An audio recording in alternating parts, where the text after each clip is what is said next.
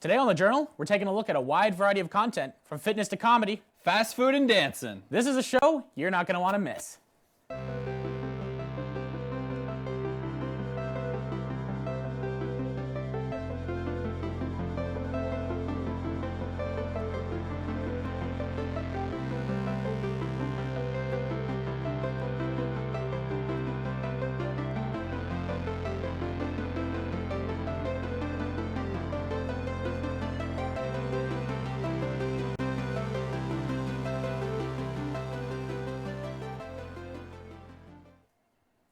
Hi, and welcome to The Journal. I'm your host, Jaron Kerr. I'm your other host, Josh Grungy. We have a lot to cover today, so let's not waste any time. Our first story is about two fitness trainers and what they do to combat a world that is becoming more and more obese. Let's take a look.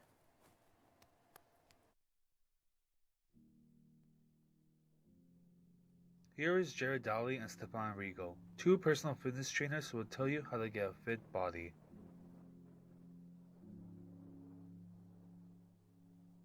It's 30% now, and I think it's getting worse, to be honest. I've seen, especially North America, it's just getting worse and worse with all the fast food trends, all the even confusion online about fitness and health. There's tons of different fad diets just constantly popping in and out. So I think that problem is going to continue to get worse, honestly. I'm not happy about it, but it's something where I see that everything's kind of going in a bad direction because of social media, especially, is kind of causing a lot of confusion.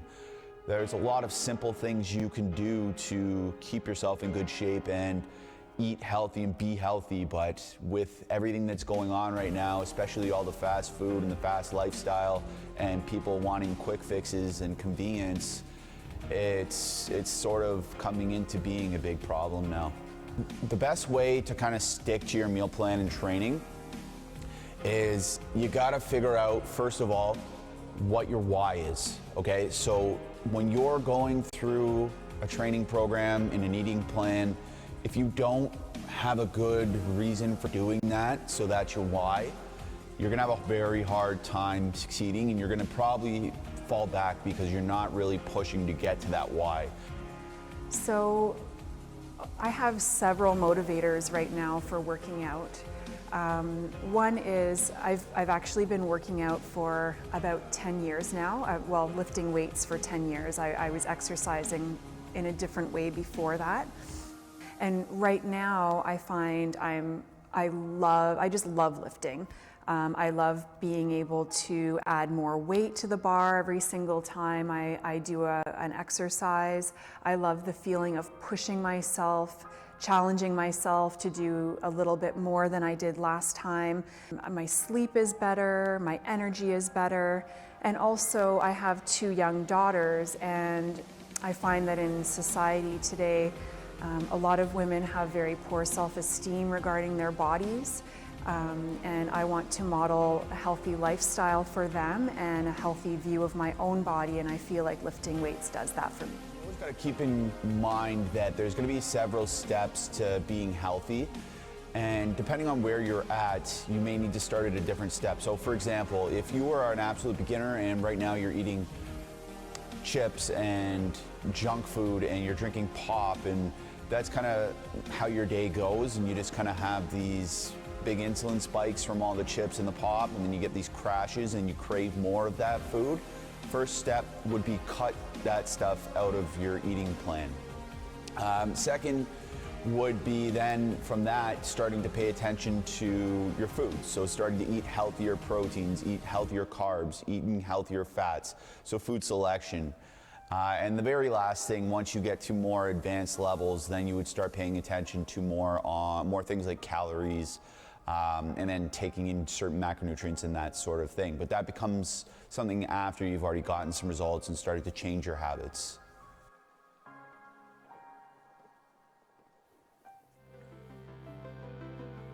Hey, Jaron, did you know that over 100 years ago, obesity was actually seen as a sign of high class and wealth back in the day?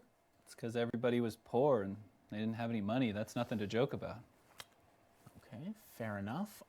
Here's another question though. What do you know about boxing? I like it when they punch, you know? Oh, all right, not exactly the answer I was looking for. What about when they punch him in the stomach? Closer. I was thinking something more around here-ish. Like when Bruce Lee ripped out that guy's heart. Oh my God, no, Jaron. I'm talking about the spiritual side of it. Boxing can be more than just punching somebody really hard. It can give you purpose and meaning. Do you know a guy named Maponda Kalunga? No, but I'm assuming he's a boxer? Yeah, actually, you're right. He's actually the subject of our next doc, which is all about what boxing means to him. Let's go ahead and you know what? You can see for yourself. Born in the slums, strong as they come. All our lives we've been living on the run. Freedom fighters, freedom fighters. I have a fight coming up on April 20th, so I have to lose about 10 pounds. So I'm gonna come in and work on some, wear some heavy clothes and just sweat out 10 pounds, continue cutting the weight slowly. I have about a month left, so I'm still good. My name is Kaluga Tune. I'm a singer-songwriter and a professional boxer.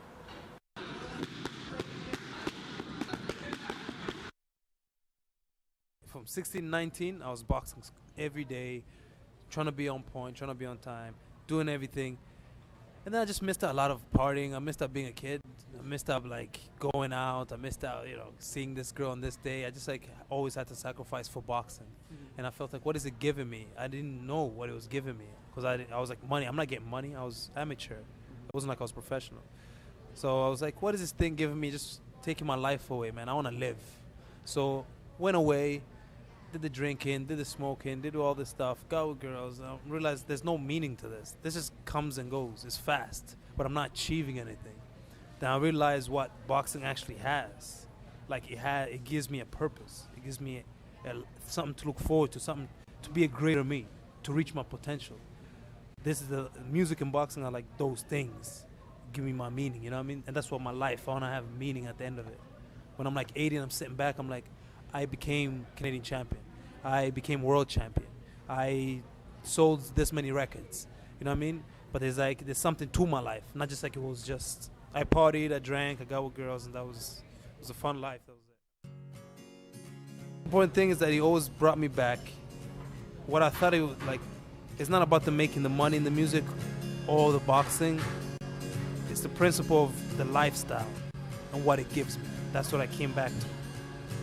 I had to learn that when I stopped. So it was by stop doing it that I learned maybe this is good for me.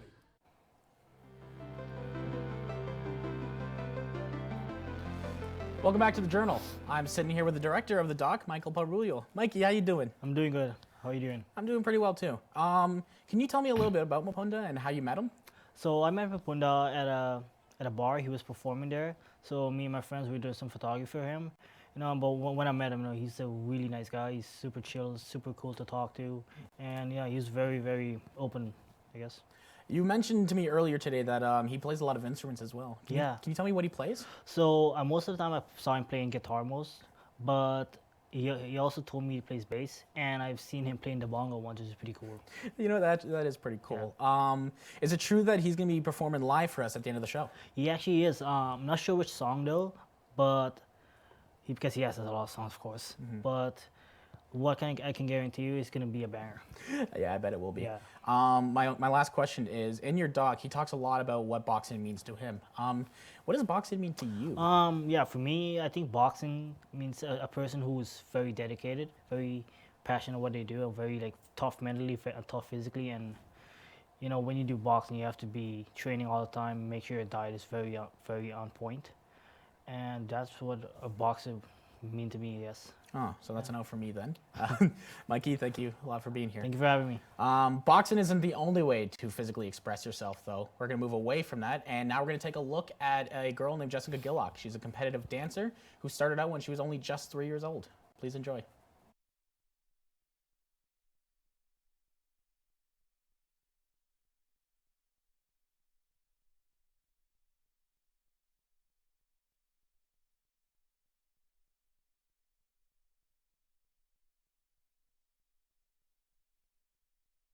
I'm Jessica Gillock. I am 15 years old and I am a competitive dancer.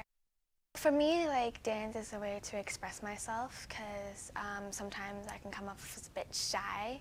I'm very quiet and timid around people I don't know, so it's a way for me to express myself.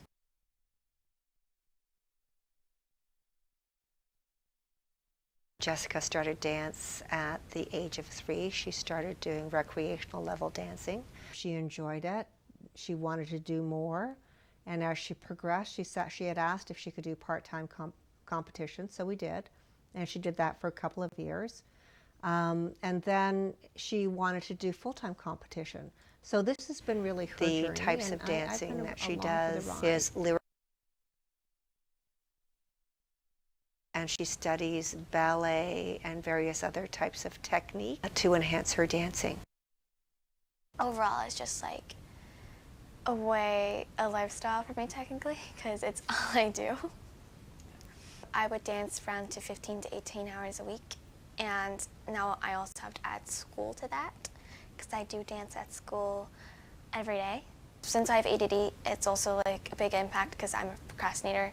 I would get distracted, like I would start a question, but then I'll start thinking about something else that happened today, or I'll start going on my phone without even like processing that I'm on my phone, or I would just like start up and go walk around. Dance has been able to help me focus in some ways, because I always gotta like catch up with everybody, so it's made me like want to focus more. Bringing dance into her life allows her to focus on activities and her ability to organize her time and structure her time. And then that way so she can focus in certain elements. Or, you know, I'm focusing on homework, I'm focusing on house chores, or I'm focusing on dance. If we didn't have the dance, I don't think she would have been that organized. Jessica's not your typical dancer body. She doesn't have the long legs. A lot of the dancers are, you know, short bodies, long legs. Jessica doesn't fall into that typical definition, but that doesn't mean she can't dance. She won awards. The proudest one would happen to be last year. It would be considered her first year of full-time competition. And this happens to be in the States for her solo and her age group and her expertise level. There were 40 different solos in her age group, and she came first overall, which was an amazing accomplishment for her. And she was extremely proud. We were proud of her. The studio was proud for her.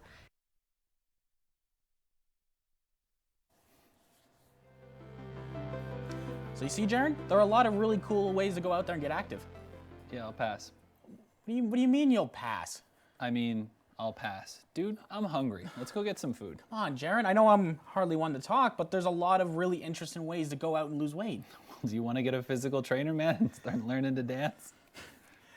Yeah, okay, I'll pass. I don't know. Where do you want to go to eat? King's? What the hell is King's? You don't know King's? Sells burgers like 3 blocks away, nothing? I'm sorry. Maybe this will explain it. King's Dine-In has only been open for a couple months. Despite being brand new, they have found success as a place to eat. Let's take a deeper look.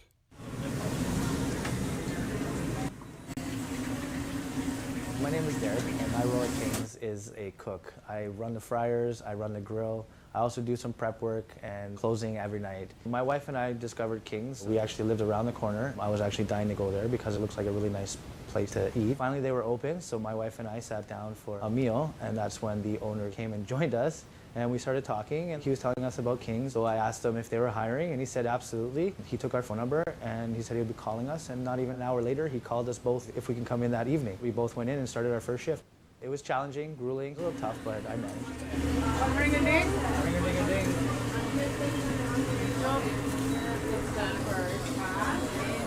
My name is Rula. I work here at King's Drive-In. I do most of the food ordering, the scheduling, and overlook the daily routine. Work environment can be hectic, but I find it to be fun most of the time. We get a wide variety of clients that come through here, customers from young kids to college students to families with little kids. But I find that with organization, things flow well and we get through it. It's a rush. You know, once we complete that sort of lunch rush and getting the food out without any customer complaints or forgetting any of the items is rewarding. Nikki, how are you ladies? Wonderful. Let's start with the banquet burger. I'll start with the halibut earlier. I don't know if the halibut's here, so I got 3 halibut.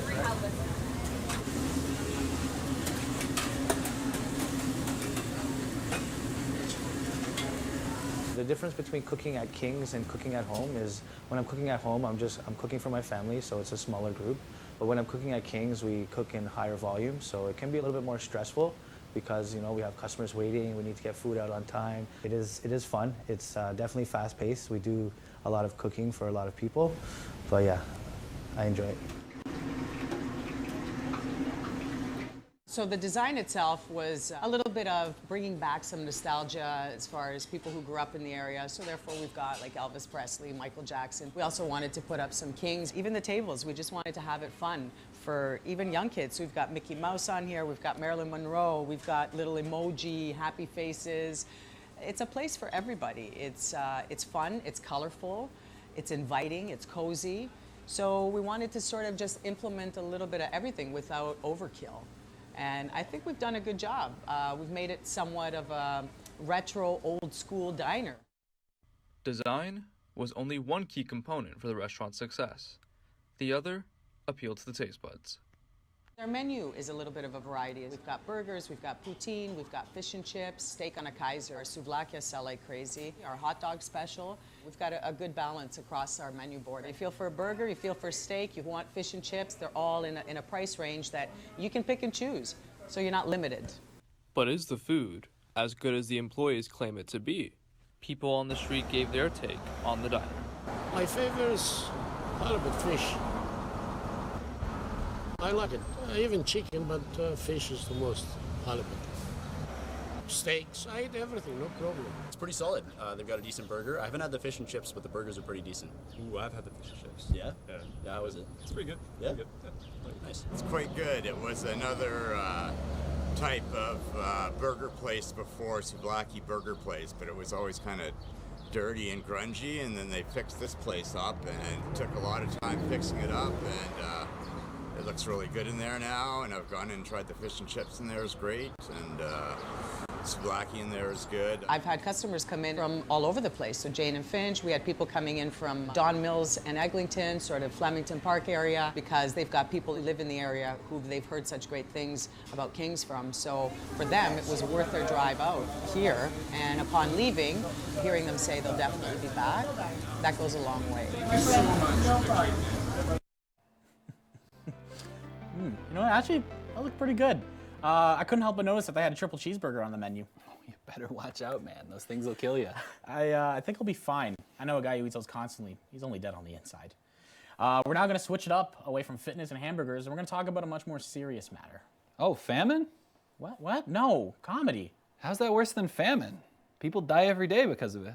Dying is easy. Comedy is hard. It's even harder for women. Just take a look at our next doc about a comedy troupe that is founded by a trio of women. How hard can it be? I know a joke. So the woman starts golfing, she comes up, and then her trainer... start off with a little song for you. This is a song about you, and you, and them, and me, and definitely you. Yes. You're probably okay. I don't know what the I'm doing. Do you know what the you're doing? I wake up every day not knowing if it's gonna be okay. I guess we don't know what the we're doing. We would sit as a group in a circle, just sort of riffing off one of another, and she'll say something and I'll top that, and then I'll say something and she'll top that, and it's like we are a great mix of crazy and wild, as well as like professionalism and seriousness all in one. Happened accidentally. Yes, it definitely happened accidentally. Deadly. We have a very specific rhythm in the way that we write and the way that we even interact with each other. We have a very once we get talking to each other, it's like we don't stop. Me old Sally, yes, you better drink that mayo down.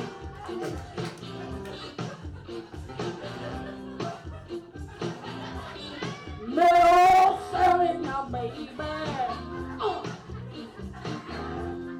yes, you better drink that mayo down. It does get very stressful, and there's a lot of times where right before we go on at least for myself, I don't know this show because obviously writing so much new material every month, it's like so fresh and new that it's not really in your body yet. Yeah. Almost like, it's like, yeah. You just kind of have to do it. When you get on stage and that first big laugh happens, then you kind of relax a little bit, and that's when you start to feel kind of free and like, great, now we're doing it, kind of thing. After that, then it's just kind of this freedom to get silly and try to make your friends laugh. Toronto, the Drake Hotel in Toronto. I think that person is from Toronto. Definitely established a certain brand, which is like very feminist, but also kind of like party people in a way. Like it's silly and a little bit risque and goofy and political kind of all at the same time. Leading up to the show, it's because we come up with new material every single month, and we've never performed any of it in front of an audience usually, so it's very nerve-wracking. We're like, are we funny? I don't know. February. Yeah, no, it's like February. Why would it be February? But when we actually get on stage, that's kind of when we have to force ourselves to put all of that out of our mind and kind of just have fun with it. And so it's a relief to finally go out on stage. It's the beforehand that's the worst part. Right now, you look like sad Cher, okay? We want you to look like Cher who believes in life after love. Right. Right, so When we're on stage, we can just kind of have fun and try and make each other laugh.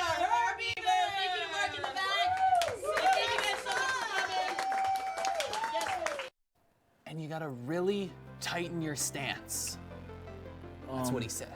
My God, that was the most offensive joke I've ever heard in my entire life. You're a real piece of work, you know that? Actually, I was just making a joke. Just like those fantastic comedians. Nice save. How about we talk about something that doesn't happen very often? Men talking about themselves. What? That's news to me. In today's society, toxic masculinity is a real hot issue. People love to talk about it online, but it's still not really talked about in person. Let's take a look at what other men had to say about it. And please don't forget that Maponda Kalunga is going to be performing live at the end of our show.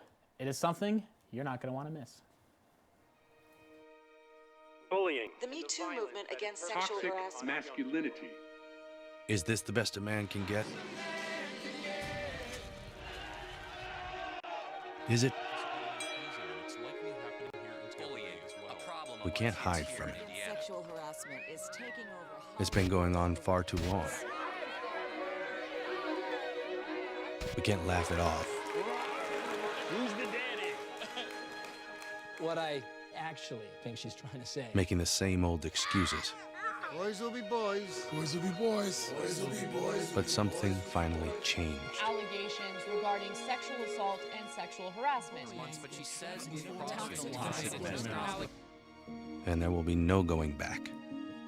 I would say because masculinity is responsibility, confidence, being able to help others, care for others. The idea that men have to be in control of the situations that they're in. He has to be really strong, you know? We have to be like a really strong man and show up to woman whenever we are in front of them or something. You know, the ability to take shit and not care, to work every day and make sure you don't complain about it. I think responsibility is the core trait of masculinity that all men should inherit. Whether they do or not, that's up to them. Let's go head to head right now and I'll show you that I'm the top dog kind of thing.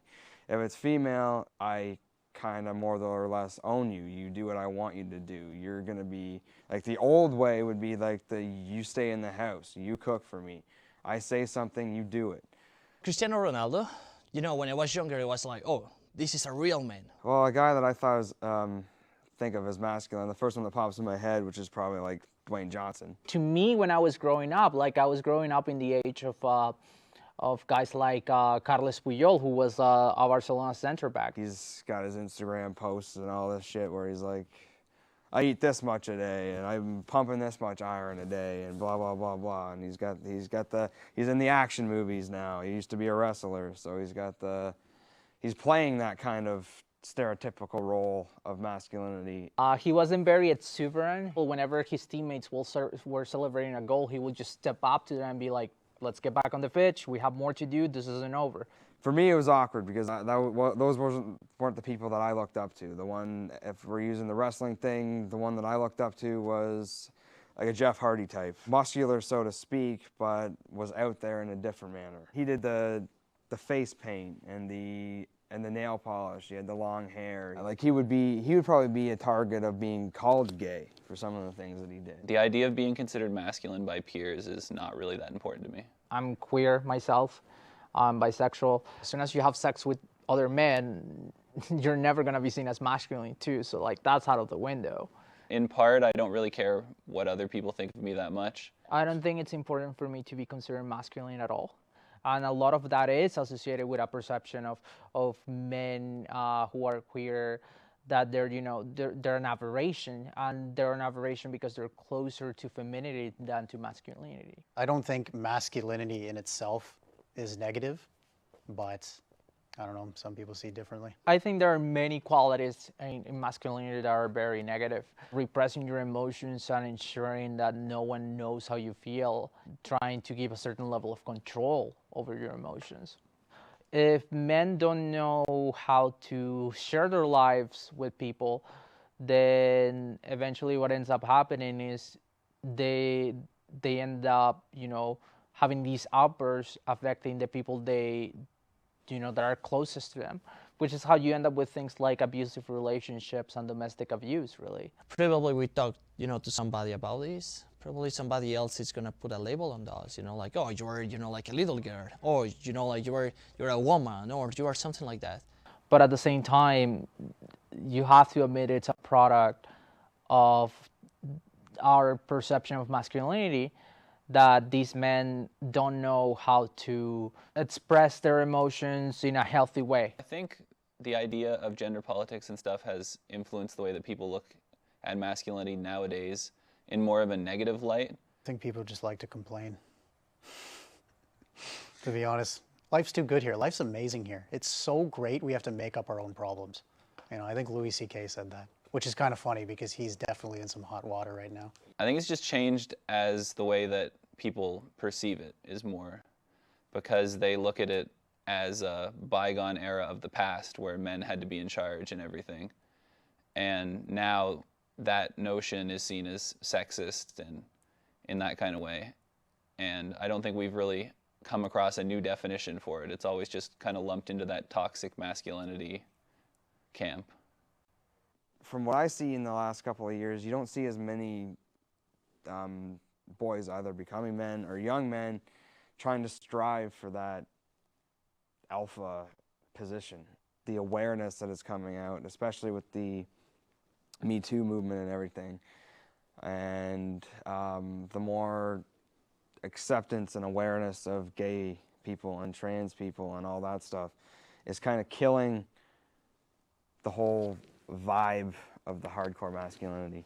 And I think that's just going to continue to grow until the new generation may not be like the old in terms of the traditional masculinity. Hopefully in 30 years or 50 years, we don't need something to define what makes a man and what makes a woman. We can just define what makes a good person. And that's all for today's show. We've covered a lot of stories today, but now it's time to do something that we haven't seen in a long time on The Journal, an actual live performance. Please welcome Aponda Kalunga. Tune in Monday at 2:30 for another episode of The Journal, which will be all about diversity. I'm Josh Grundy. And I'm Jaron Kerr. We'll see you next time on The Journal. This is Searching for Glory.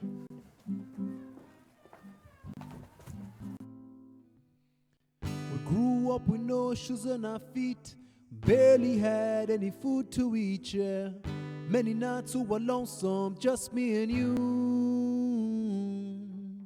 Many nights we slept on the floor, didn't have a home and no place to go, yeah. Many nights we were lonesome, just me and you. Oh, oh, oh, oh, oh. Yeah, yeah, yeah.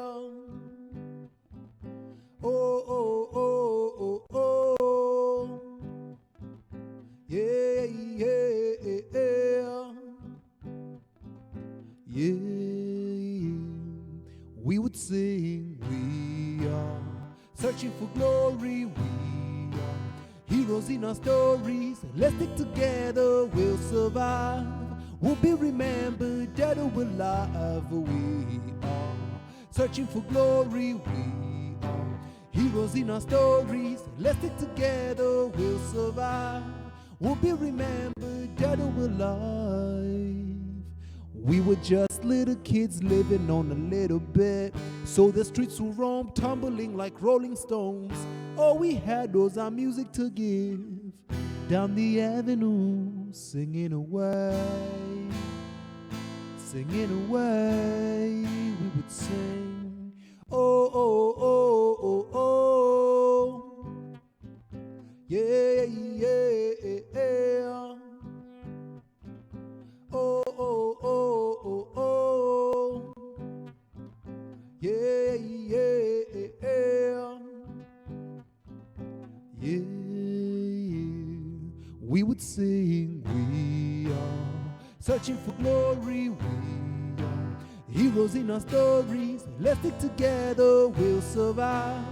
We'll be remembered, dead or alive. We are searching for glory, we are heroes in our stories. Let's stick together, we'll survive. We'll be remembered, dead or alive.